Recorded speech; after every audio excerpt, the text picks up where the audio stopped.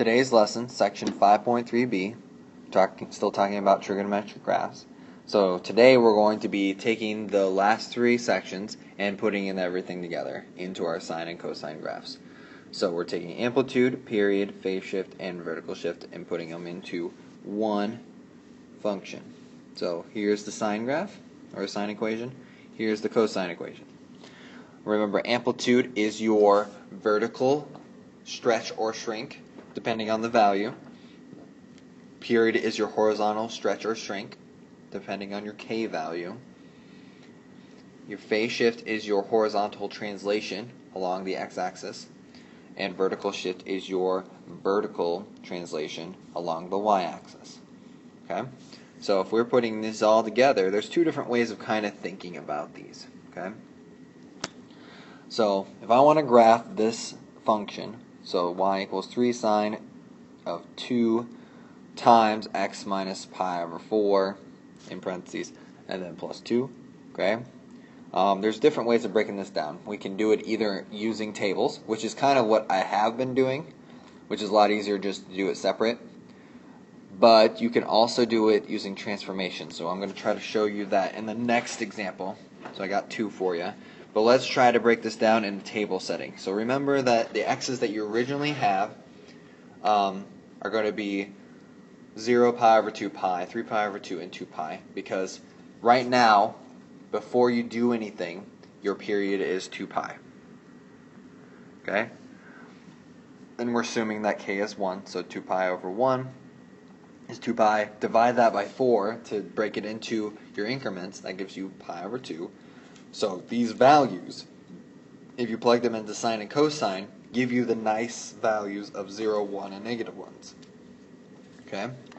Now you want to alter what you plug in so that once you get to the sine of some radian measurement, you have these 5 values that come out and give you nice values for your sine and cosine.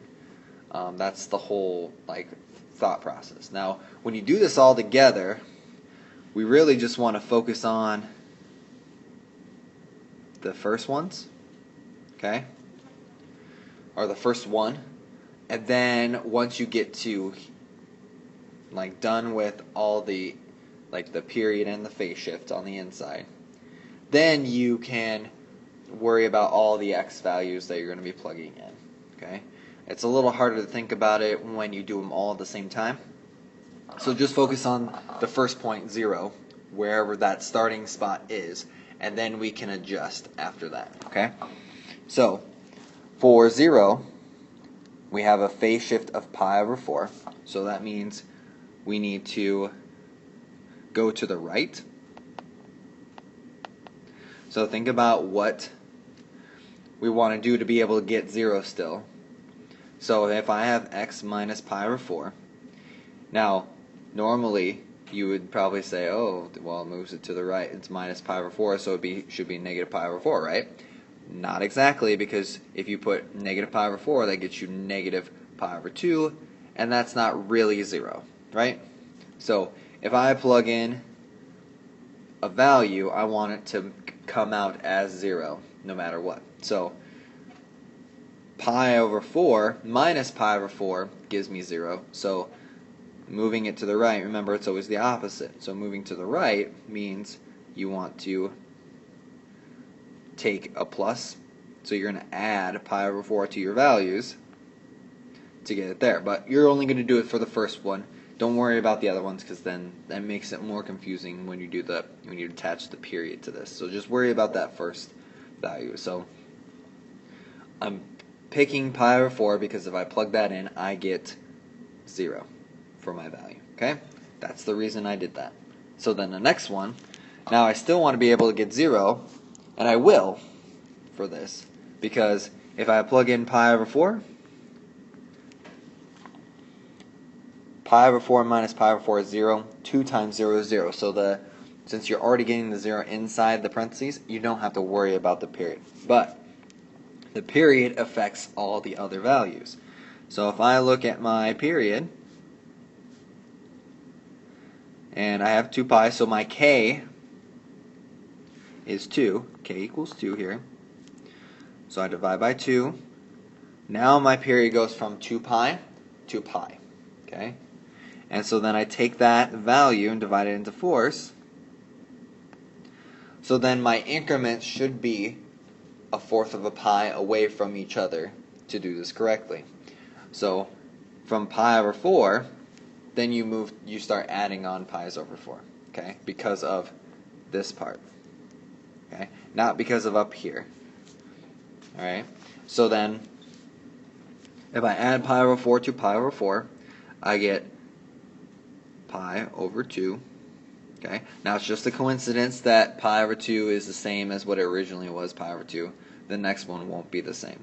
Because pi over 2 plus pi over 4, remember pi over 2 is half, so that's the same thing as 2 fourths. So 2 fourths plus 1 fourth gives you 3 fourths. So I get 3 pi over 4. Okay? Then the next one, 3 pi over 4 plus pi over 4 gives me 4 pi over 4, which is pi. Okay? And then do it again. So 4 pi over 4 plus 1 pi over 4 gives me 5 pi over 4. Okay? There are your 5 values. Now, plug them into your sine area first. Okay? So, like we said earlier, pi over 4 minus pi over 4 gets me 0. 0 times 2 is 0. So sine of 0, we have been saying, is 0. Right? Do the same thing for pi over 2. Pi over 2 minus pi over 4 is pi over 4.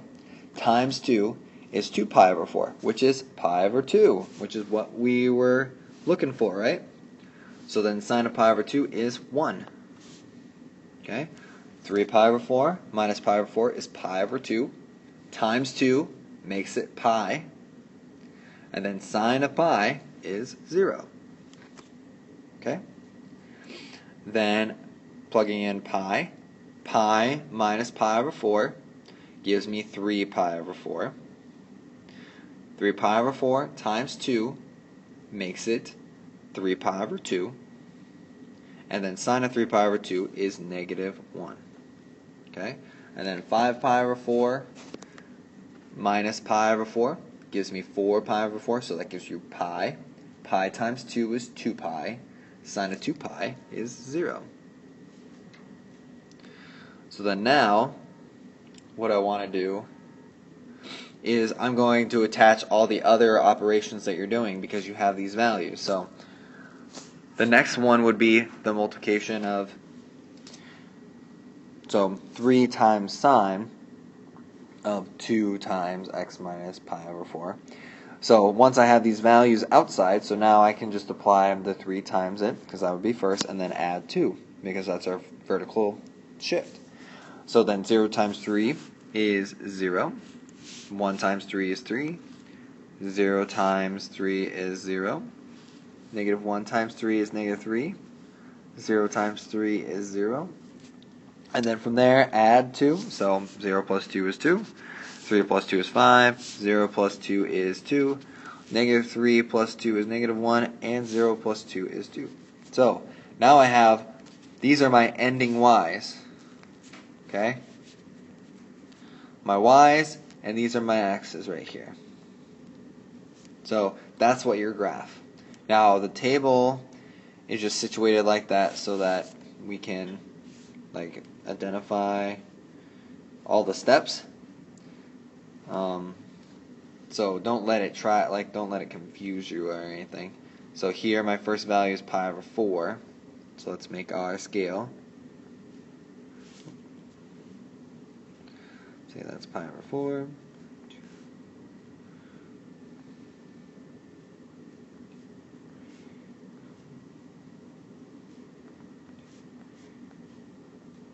Okay, and that's about as far as we'll need to go.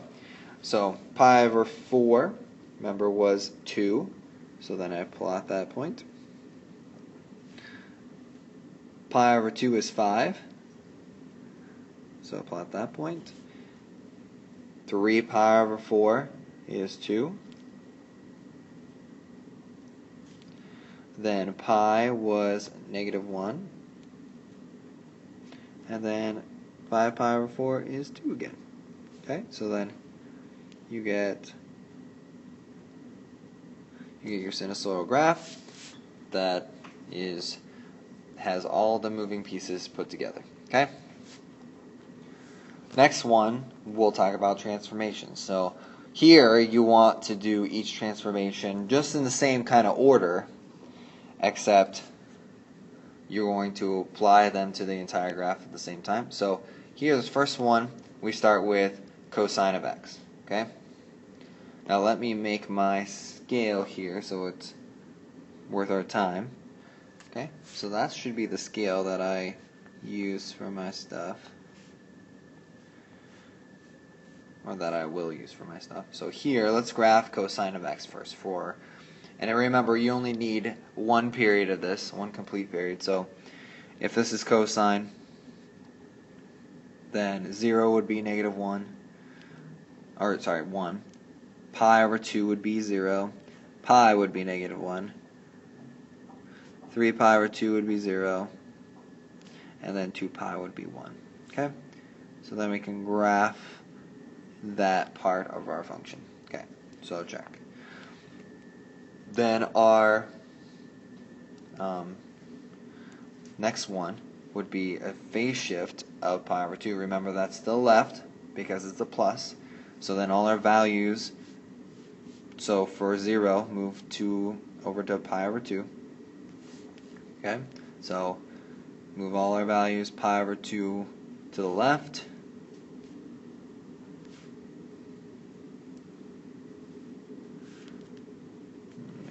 That line a little bit better.